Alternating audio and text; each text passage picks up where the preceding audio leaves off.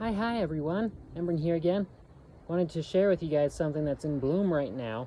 You might notice it is evening time out here, light's starting to fade, and this is the time where we want to see this plant because it is a night bloomer. Very special plant, partly because, well, it's got a name that's kind of related to me actually, and this is Coyote Tobacco. This is a big, beautiful plant, Nicotiana attenuata, and it produces these long tubular flowers with big white petals at the ends and lots of big, flat, sticky green leaves. They attract hummingbird and hawk moths for pollination, and that's what actually pollinates these guys.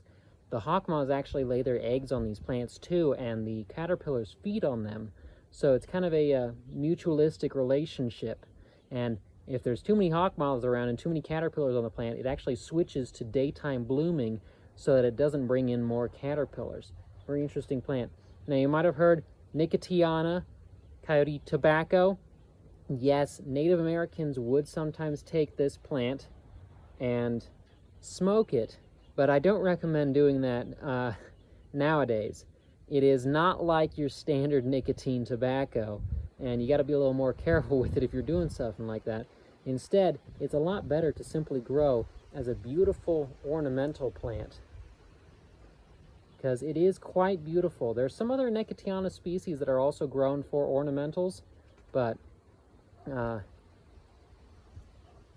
this one is one of our western U.S. natives, and of course, named after coyotes.